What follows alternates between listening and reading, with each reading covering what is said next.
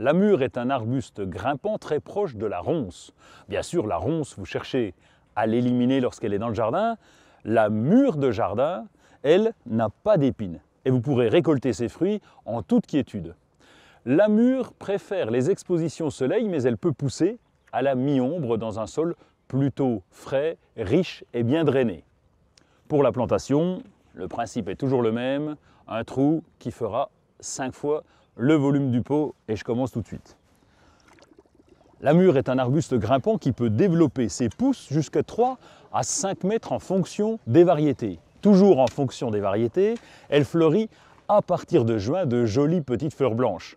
La récolte commence au mois d'août.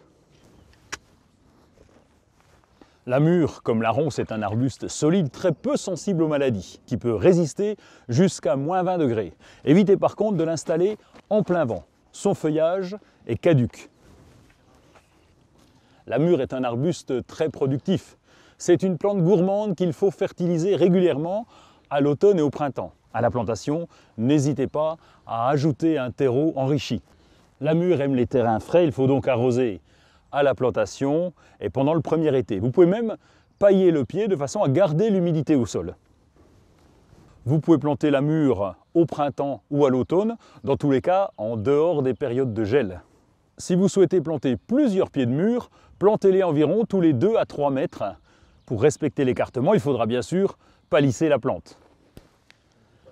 Vous pouvez planter les mûres en isolé, en palissade, contre un mur ou même en ligne en les plantant environ tous les 2 à 3 mètres. Et pour celui-ci, planté en isolé, je vais installer des tuteurs de façon à déjà diriger les pousses. L'entretien est assez simple. Coupez les pousses qui ont produit au ras du sol. Laissez les branches qui n'ont pas encore produit, elles le feront l'année suivante. La taille a lieu au tout début du printemps. Vous pouvez aussi installer des mûriers en pot sur une terrasse, à condition d'utiliser un grand contenant, plus de 50 cm de profondeur, et bien sûr de palisser. Et après, me direz-vous, eh bien, il faut attendre les confitures